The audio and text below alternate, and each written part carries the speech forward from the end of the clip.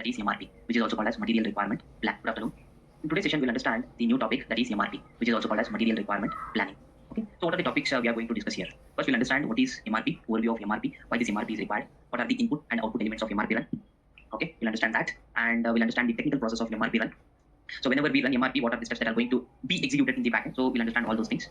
Okay, so far in previous sessions, we executed MRP, but we were not sure what is this MRP and what are the steps that are running in the backend. We never bothered about that in previous session, but now we'll understand the technical process. What are the steps that are going to execute in the backend when we run MRP? Okay, so we'll understand those things in process of MRP. Then these are nothing but the steps which we need to check it out when we run MRP. What we need to understand what is planning file entry. We need to understand net requirement calculation. How system is going to calculate the requirements. What is bomb explosion, and finally what would be the results of MRP run. When MRP run takes place, what would be the output result? We'll understand that.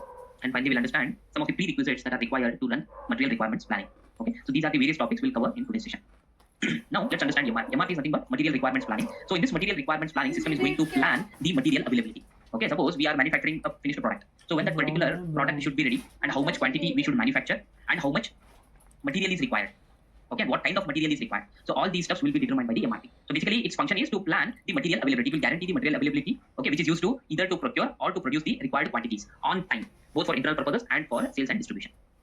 Okay, MRP determines, that's what we discussed just now, what material is required and in how much quantity it is required and when it is required, on which date and time. That is very much important. Okay, so when it is required. So all these stuff will be executed by the MRP. It will actually determine, this MRP determines all these steps. When we run MRP for any product, either it might be finished product or semi-finished product, so system is going to determine all these steps.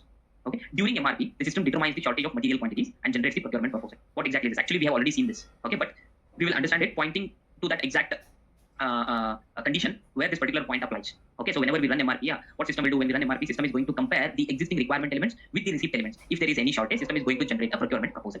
Okay, these procurement proposal either may be a planned orders or purchase requisitions. Now the question is, when system is going to generate planned orders, when system is going to generate purchase requisitions, we need to understand that. Suppose if we are manufacturing the product within our plant itself, okay, then system is going to generate a planned orders. System is going to generate a planned orders. In case if we are going to procure the product or components from the external vendor, then system is going to generate either a planned order or a purchase requisition. Okay, in case if system generates a planned order, then this planned order can be converted to the purchase requisition. That is indirect step. Okay, in case of external procurement, or it can also directly generate a purchase requisition. Both the conditions are possible. But in case of in-house production, system will create only planned orders, so that we can convert the planned orders to the production orders and start the manufacturing process, which we did in our previous session. Okay, so same thing, we'll understand it from today's session. Okay, now. So in previous session, what we did, where we were standing in the previous sessions, we understood that the concept about the demand management, right? The concept about demand management, we understood. To this demand management, how we are going to feed it? We are going to feed it by various programs. Maybe it might come, the data might come from the SOP, or we did manual entry, or it might come from the third-party system also. Okay, so into the demand management, we will get a PIR, and at the same time, we also get the sales orders from the SDP. Okay, that will be fed to the demand management. Once this demand comes to the demand management, the next step what we used to do, we used to run this MRP, material requirements planning. So while running this MRP, the main motto of running this MRP is to fulfill the requirements. This is the demand what we are getting into the demand management. But we have to fulfill that demand, right? So we have to fulfill that demand. In order to fulfill the demand, we have to run MRP. Okay, so once we run MRP, okay, for internally manufactured products, system is going to generate a planned orders. For externally procured material, system is going to generate a purchase requisition. Okay, so again, this depends. For externally purchased products which we are going to purchase for them, system can also generate a planned orders. Later on, those planned orders will be converted to purchase requisition and cycle will begin. Okay, here that is also possible. Planned system can also generate a planned orders. Okay, after running MRP only, we can start fulfilling the demand. So that is the reason we need to understand what is this MRP. Okay, right. This is actually the overview of MRP. How actually the process flow takes place over here. So we get the demand to the demand management. On top of that demand management, we'll start running MRP to fulfill the requirements.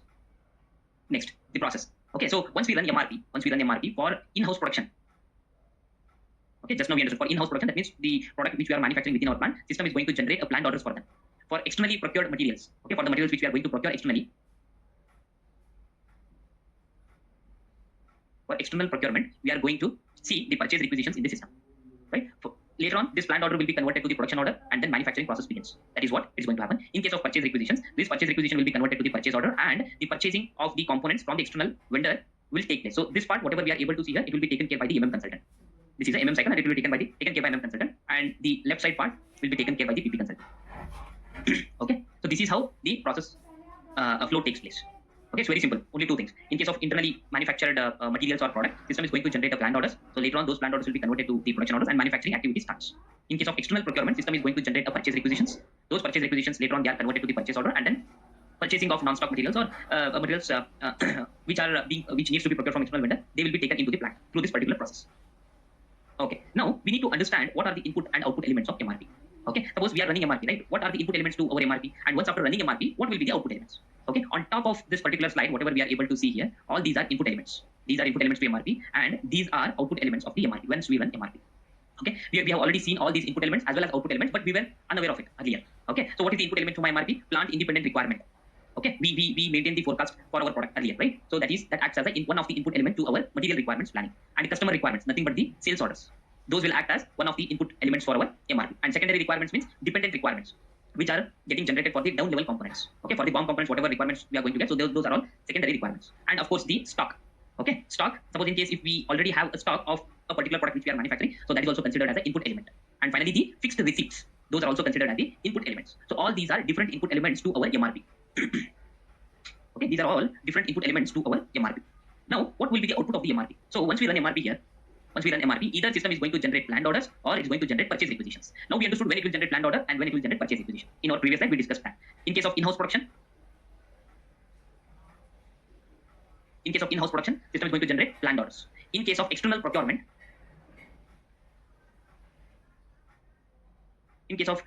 system is going to generate the purchase requisitions. So these will be the output of MRP when we run MRP. Okay, now let's proceed ahead. Now we need to understand the technical process of MRP. What are the steps that are being involved when we run MRP, which we are not able to see in the front end? Okay, so we just run the transaction code MD02. To run MRP, we just run this particular transaction code MD02. Okay, but in the backend, what all steps it will take? We don't know. We cannot see that. Now we are going to understand what are the steps that are going to run in the backend to run MRP successfully. Okay, so there are multiple steps over here. One is planning file entry, is checking the planning file entry. Next, net requirement calculation. Next, procurement quantity calculation. Procurement type determination, then scheduling, and finally the BOM explosion. So we'll understand these steps one by one now. Okay, so first let's start with the planning file entry. So what is this planning file entry? Now let's understand it with one of the examples. Suppose let's say there are 5,000 materials in my plant. I'm working in plant. Let's say I'm working in a plant A, B, C. This is my plant. I'm working in this plant, and there are 5,000 materials. 5,000 materials that are available in my plant ABC. So initially, when these materials need to be planned, initially MRP run will take place for all 5,000 materials. Okay, MRP run will take place for all 5,000 materials. But running MRP for all 5,000 materials every time, it actually doesn't make any sense. Instead, what it will do, it will put a load on the system. So because of that, the performance of the system will be affected. So what we have to do, we need to check which of those, out of those 5,000 materials, we need to identify how many materials have undergone some change. Okay, and after identifying those materials which have undergone some change, we have to run MRP only for those materials. For other materials which have not undergone any changes, system should not run any MRP for that, because it doesn't make any sense for the materials to run MRP on those materials for which there was no change. Okay, what do we mean by changes? We'll execute that. We'll come to that point. Now let's say out of 5,000 materials, let's say 2,000 materials have undergone some changes. Changes happen to 2,000 materials. Now how system is going to identify 2,000 materials out of 5,000 materials? So system is going to identify those 2,000 materials which have undergone some change using this particular planning file entry concept. Okay, let's say there is a file. In those files, all 5,000 materials will be there initially. MRP run takes place successfully. Now let's say my MRP run, I'm going to run my MRP. I'm going to run my MRP once in 2 days. Okay, frequency of running MRP is once in 2 days. For the first time, MRP run takes place for all 5,000 materials. But next, after 2 days, system has to identify those materials which have undergone some change. Now, what system will do, for the materials which have undergone some change, those materials will get recorded in this particular planning file. Okay, system will, once we run MRP, what system will do in the backend? System will go to the planning file of each material and it will check whether that particular material has undergone any change or no. If there are no changes happen to that material, system will not run MRP for that material. And for the products which have undergone some change, only those materials will be picked and MRP run takes place for those materials only. Okay, now in this case, let us consider this. There are 5 materials, 1, 2, 3, 4, and 5.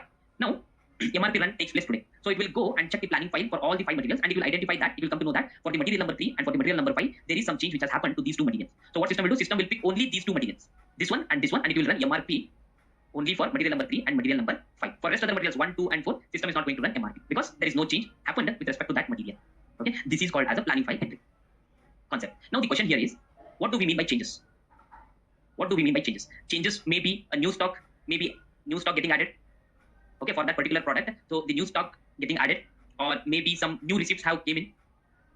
New receipts might have come in. Okay, maybe some changes in the requirements have happened. Some changes in the requirements have happened between that 2 days gap of frequency run. requirements might have come up between the frequency of 2 days run. Okay, maybe some new sales orders might have come for that particular product. Okay, new sales orders might have come for that product or a material. So all these are nothing but changes that have happened to the material. If any changes happen to that material, so planning file will record that material. So when we run MRP, system goes to the planning file and it will check the planning file for each material. If any changes have happened, the planning file record will be updated. So system is going to pick only those materials and it will run MRP only for those materials. By this way, system is going to identify which of those 2000 materials that have undergone some change and it will pick only those 2000 materials and it will run MRP. Now let us understand what are these changes and how this planning file entry will look like and how the MRP will behave when we see the planning file entry for that for any particular product. Okay, now we understood that it will identify the material in the planning file and it will run MRP. So what happens after running MRP? Once MRP run takes place for those materials which have undergone some change, then planning file will get reset for that particular material. Okay, planning file will get reset after running MRP. Then again next after 2 days when MRP run time comes. Okay, so if any changes have happened to the material, then again planning file entry will get set for that particular material. Once MRP run takes place, then that particular planning file entry it will get reset. Okay, so this process keeps going on with the materials which undergo some change. Okay, now let us execute this in SAP and let's see how it actually behaves. I'm going to the SAP now. So our finished product is 431, right? So I'll go to the stock requirement list screen of the finished product 431. Okay, this is MD02. I need to go to MD04 transaction. This is my product 431 Pepsi bottle, 1 liter bottle, and as of now there are no stocks or no requirements or no customer requirements, nothing. Now what I will do, I will make some change. Before making some change, let us check the planning file entry for this particular product. So the transaction code used to check the planning file entry is, transaction code we are going to use is MD21. Okay, this is the transaction code. We can also navigate through the navigation path. Okay, or we can directly enter the transaction over here. Suppose let's say I'll go to new screen, I'll open a new screen over here. Okay, new screen. Go to logistics. We can get it over here. Go to production. Now we are working with MRP. Go to MRP folder. Scroll down. Planning. Here we can see planning file entry. MD21 display. We are not creating any planning file entry. Rather, we will check out if there are any planning file entries available for a product. So go to MD21. This is my product 431, and this is my plan 1710. Now click on execute. If there are any entries available for this product, it will display. Click execute. Okay. See, now recently, sometime back, we have made some changes to my material. Okay, that is the reason these indicators got activated here. This is net change planning indicator. This is net change planning horizon indicator. Okay. Now these are actually set now. I have to reset it. So in order to reset, what we have to do, I have to run MRP for that. Okay. MD02. This is how system comes to each and every materials planning file entry and it will check the indicators what we just saw. If no indicators are set, then system will give a message at the bottom saying that the no planning file entry exists for the particular material and plant combination. Okay, as of now, in our previous session, what changes we did to this particular material, so it got recorded here. After previous change, I have not run any MRP, so that is the reason these indicators got activated. So let us reset it and let's check it again. Okay, I'm going to run MRP now. MRP run took place. Let's go to planning file entry. If I refresh it, these indicators will go off. Yes, indicators will get reset after next MRP run. Suppose let's say if I come out of this and if I try to execute it now, okay, we can see that there are no indicators activated for my material. Okay, in this manner, in the backend, whenever we run MRP for a product, system will come to each and every materials planning file entry and it will check the indicators over here. If the indicators are activated, system will start planning that particular product. MRP run will take place for that product. And for the products which have not undergone any change, those products or materials will be ignored from the MRP run. Okay, let's do something. I'll go to this material and I'll try to post some stock here. I'm going to post some stock manually. This should not be done in real time. Okay, I'm going to post it. So I'll be doing goods issue for other purpose. So come down. Which material I'm doing goods issue? My material number is 431, right? Yeah, 431. 431. And how much quantity I'm doing the post? Let's say I'm going to take 100 quantity of this particular product. Okay, and this is my plan. This is the storage location. So this activity, whatever I'm doing, it should not be done in real time. Otherwise, it will cause inconsistency in the stock. So to understand the concept, I'm just posting the stocks directly with moment type 201. Okay, click enter. Now let me check if there are any issues. Item okay. Okay, we need to enter cost center. Sorry, I'm doing the goods issue, right? Sorry, we have to do goods receipt, not issue, because we are receiving it, right? I'm posting this stock. MIGO. So it is not goods issue. Issue means we are giving the product to the customer or removing the product from our plant. So I'm not removing it, I'm actually adding it to my plant. So it should be goods receipt for other purpose and the moment type is 501. Now let's say which material I'm posting it. I need to enter all the details from the beginning again. 431 is my material code. How much quantity? Let's say I want to bring in 100 quantity. And to which plant? I'm posting it to my plant 1710 and this is the storage location where I want to bring the material of 100 pieces or 100 quantity. Now click enter. Okay, scroll down and check if there are any issues. Item okay checked. Okay, system is going to create a batch for my new product and the batch number is 203. Ending with 203 and post it. Okay, document got posted. If you check the stock requirement list screen, quantity 100 will get posted over here. Okay, so we can see the earlier quantity was 0. Now I have posted 100 quantity to my storage location. Now this particular product has undergone some change. Now let's see the planning file entry of this product, whether if there are any indicators got activated or not. I'm going to refresh my planning file entry. Okay, here we can see the indicators got activated here, saying that this particular product has undergone some change. So whenever next MRP run takes place, system will automatically pick this material and it will run MRP for us. As soon as MRP run takes place, these indicators will get reset. Now see, I'm running MRP for that product again. Those indicators will get reset. MRP run took place. I'm going back to stock requirement list screen. Refresh it.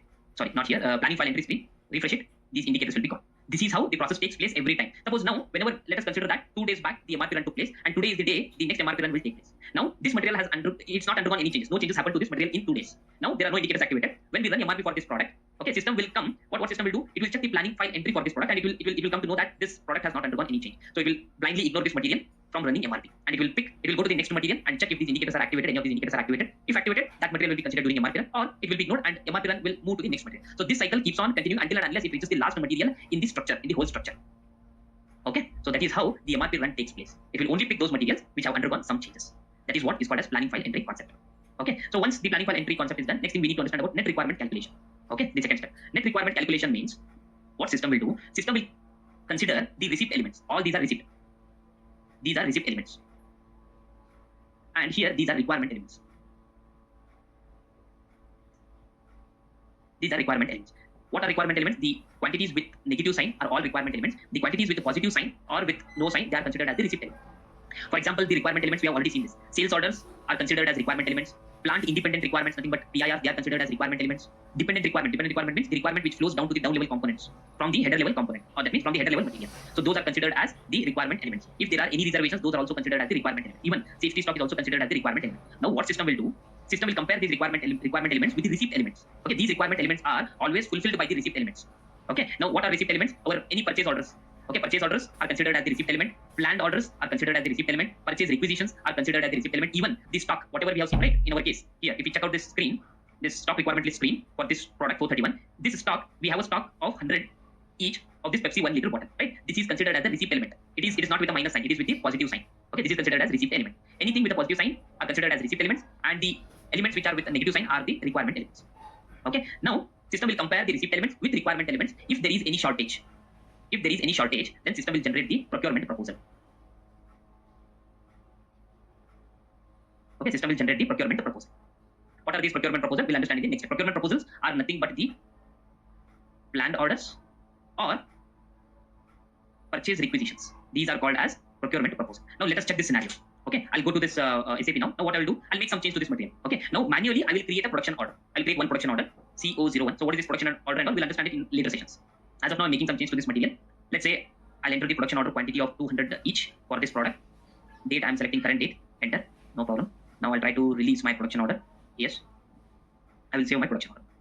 Okay, my production order is created. If you go back to stock requirement list, if I refresh it, we got a production order for this particular material, and it is of 200 quantity. See, now this is also with the positive sign or plus sign. Okay, this is considered as the receipt element. Now some change have happened to this material, right? If you go and check the planning file entry, the indicators will get activated. I will refresh this.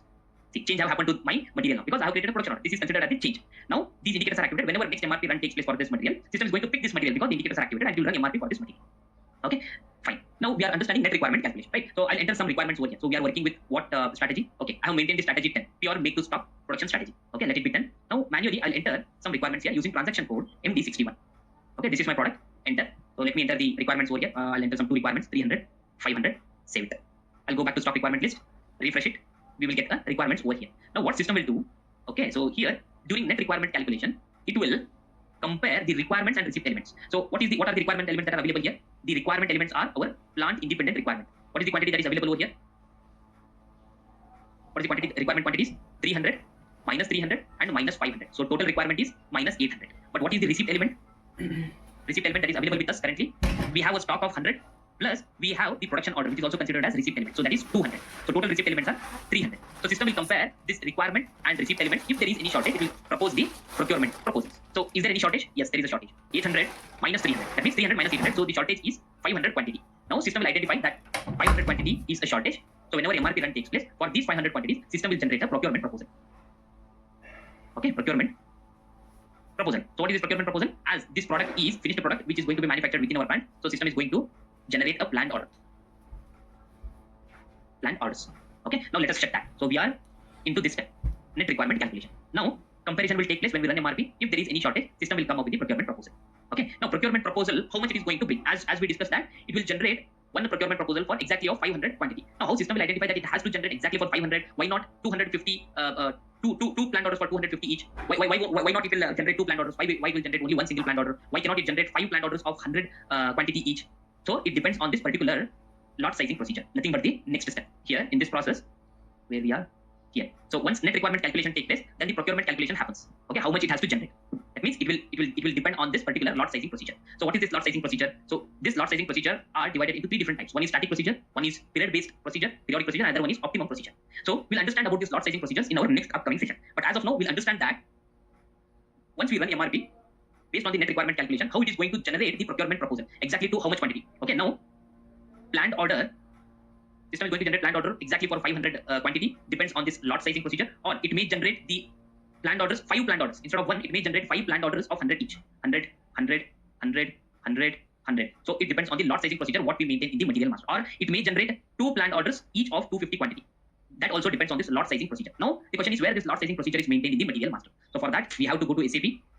Let me go to SAP, MM02. Go to material master MM02. Now go to MRP2 view. Not in MRP3. Go to MRP1 view. Here scroll down. We can see the lot sizing procedure. If you check it out here, we have different lot sizing procedures that are available. As of now, we maintain EX. EX means lot for lot order quantity. Whatever the requirement is there, whatever the shortage is there, exactly to that shortage, system is going to generate the procurement proposal. Procurement proposal is nothing but planned order or purchase requisition. Now EX, we maintain EX. That is the reason system is going to generate the procurement proposal exactly to the shortage quantity.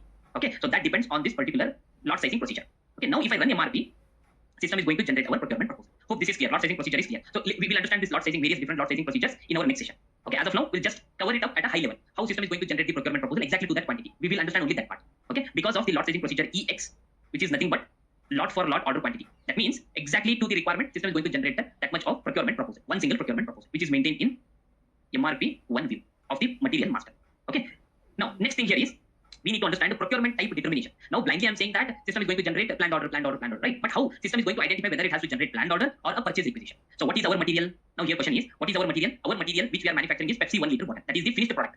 431 is the finished product, Pepsi 1 liter bottle. So whether this Pepsi 1 liter bottle is manufactured within our plant or it is procured externally. Next question is that one. No, it is manufactured within our plant, right? So based on that, we have maintained the procurement type in the MRP2 view.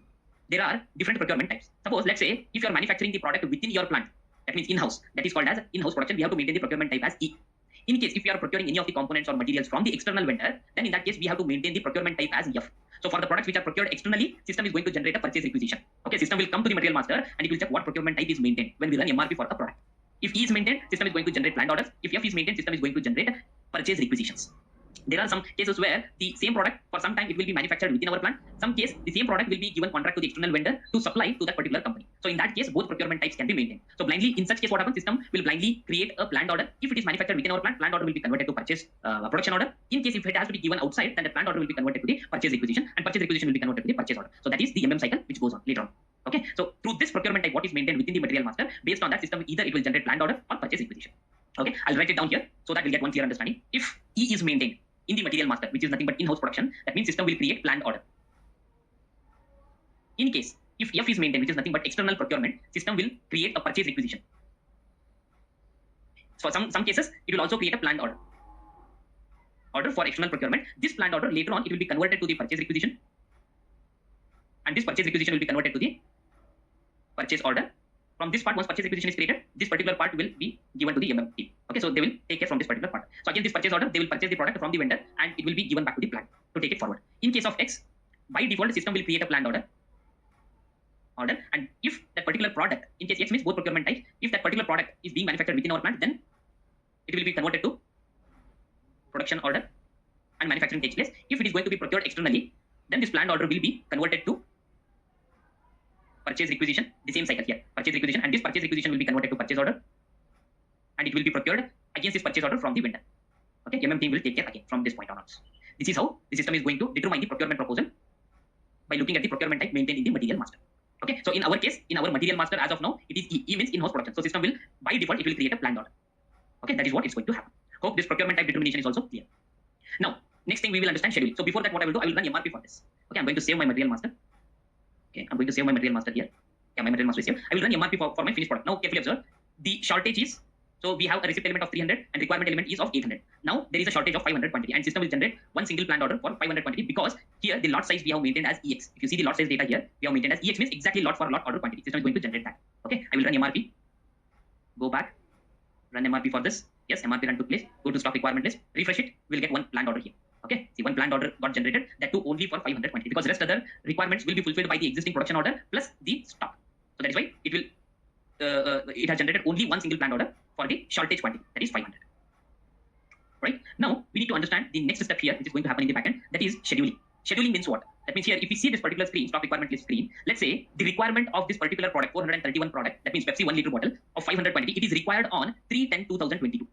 Okay, it is required on October 3rd, 2022. That means this should be ready. This 500 quantity should be ready by October 3rd, 2020. So if this particular product has to be ready by October 3rd, 2022, then it has to be started manufacturing well before that date, right? Then only it will be available on October 3rd, 2022. So how system will do is, now here my product should be available on October 3rd, 2022.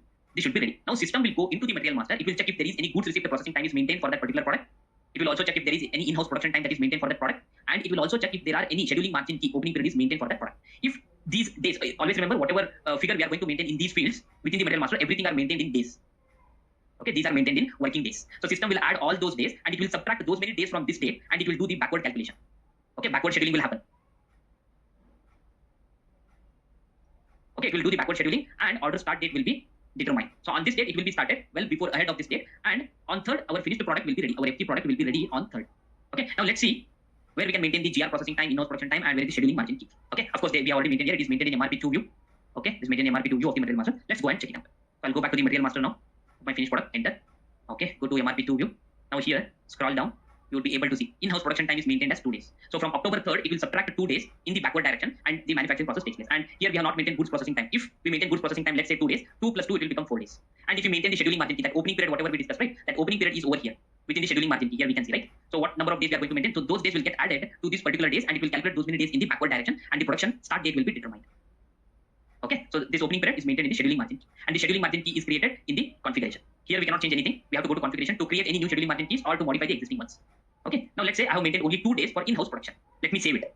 Okay, and if we go back to our stock requirement list screen, if I refresh one more time, okay, if I double click on this independent requirement, okay, 1 second. If I double click on this planned order, okay, not independent requirement. So this planned order is created for this particular requirement. Now here we can see the production end date. That means the finished product should be ready by October 3rd, 2022. So system will calculate, subtract 2 days from this date and it will determine the order start date when we have to start manufacturing our finished product. Now it is showing 29th.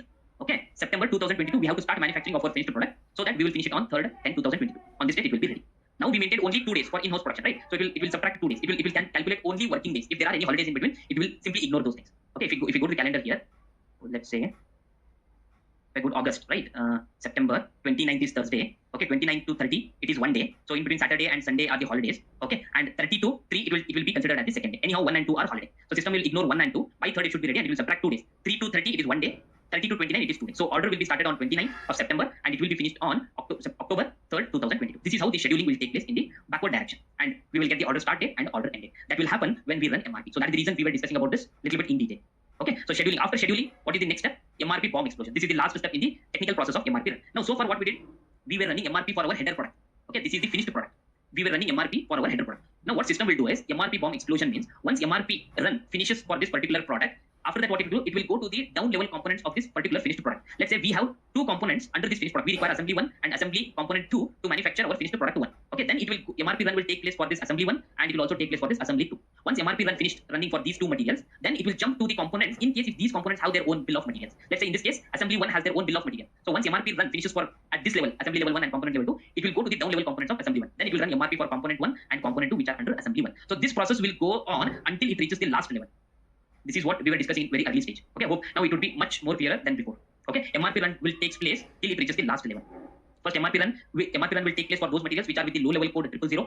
Once the MRP run finishes for the low level code 000, we studied what is this low level code in our bomb class. Okay, then MRP run will start running for the products which are having the low level code 001. Once the MRP run finishes, if this particular level again it has its own bomb, then it will check the low level code and it will run MRP for those components accordingly. Till it reaches last level, this MRP run will keep on running till it reaches the last level. Once last level is reached, then MRP run will complete successfully. That is what happens in case of MRP bomb explosion step.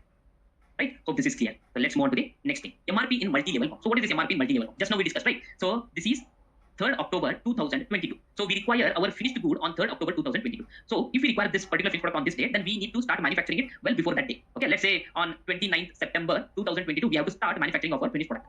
If we want to start manufacturing of our finished product at this particular date, then whatever the components that are required to manufacture finished product, all those components should be ready by this date.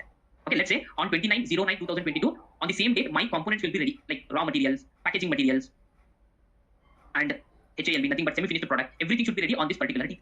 If all these products should be ready on this particular day 29, then procurement of non-stock materials, manufacturing of our semi-finished product, it should be started somewhere here on the 25th of September 2022, so that all these products will be ready on 29, so that we can start manufacturing our finished product on 29, and we will be ready with our finished product by 3rd to deliver it to my customer. So this is what happens in the multi-level production. So in this is called as a backward scheduling. Okay, this is called as a backward scheduling, and with every product, if it has BOM, everything, once we run MRP, this process will take place in the backward direction. Okay, hope this particular topic or concept is clear. All these things will happen in the backend, which we cannot see it when we run MRP. We can only see the final result of the MRP, output of the MRP, but these things will be running in the backend. Okay, now lastly, we need to understand the results of MRP run. Okay, so what is the result of MRP run? Suppose if we are manufacturing a material A, in case if we run MRP for this particular material, suppose let's say we are not manufacturing, it's just simple material. Okay, if this particular product is to be manufactured within our plant, system will create a plant order, and it will also create plant order in case the material has to be procured externally. Okay, both the cases are possible. If it is being manufactured internally, this plant order will be converted to the production order. If it is being procured externally, then this particular plant order will be converted to the purchase requisition. And also this particular here in this particular cycle of purchase requisition, whatever we are able to see on the right side of the screen, along instead of purchase requisition, so we can also create a schedule lines. But this particular topic comes under MM. Okay, once the purchase requisition is created, it is out of our hands. Then this purchase requisition will be converted to purchase order, and the product will be procured from the vendor accordingly. Or in case instead of purchase requisitions, they can also generate a schedule lines. So to set up and to generate a schedule lines, we have to communicate with the consultant so that we can set it up successfully. Okay, fine. Now, lastly, we need to understand the prerequisites for MRP run. Okay, in ECC, what we used to do, we used to activate the MRP for a particular plant. Suppose let's say we are working with plant 1710. If we activate the MRP in the configuration for this particular plant, then only MRP run takes place successfully. That is one of the steps. Actually, this is one of the steps. But in SAP S/4HANA, we don't have this particular step, so it will be activated by itself. Okay. Now, along with this, we also need to maintain a proper data within the MRP views. So we have 4 MRP views, right? MRP 1, MRP 2, MRP 3, MRP 4. So to run the MRP successfully, we have to maintain the proper data within the MRP views of a material master. If we do not maintain MRP related data for a particular product, then whenever we run MRP for that particular product, it will start throwing different types of errors related to it. It says that MRP is not set up properly. Okay, so these are some of the prerequisites to run MRP. Okay, a valid MRP type has to be activated. For example, PD. PD means it is planning. ND means it is no planning. In case if you have maintained MRP type as ND in the material master, and if you try to run MRP for that material master, system will throw an error. It will not run MRP at all because you have maintained the ND. That means no planning as the MRP type for that material. Okay, so we have to maintain proper valid MRP type, valid material status, and different settings. What we saw, some of the settings which we saw right within the MRP views. So we have to maintain correct settings for the MRP view so that MRP run takes place successfully for our product. Right. So these are the various topics what we understood in today's session. Okay, in the overview of MRP. So let us recap this. So we understood what is MRP, why we need to do MRP, what MRP actually does, and we understood what are the input elements, what are the output elements of the MRP run. We understood what are the technical processes that are running in the backend when we run MRP, which we cannot see. Okay, like planning file entry concept. We understood net requirement calculation, how system is going to calculate the shortage. Based on that, how it is going to determine the procurement proposal depending on the procurement type, what it is being maintained in the material master, and what is BOM explosion, how MRP run will take place from the header material to the last level. Okay, and we saw results of MRP run, and then we understood prerequisites. What are the necessary settings that are required to run MRP? Okay, so these are the various topics that we understood in today's session. Hope all these concepts are clear.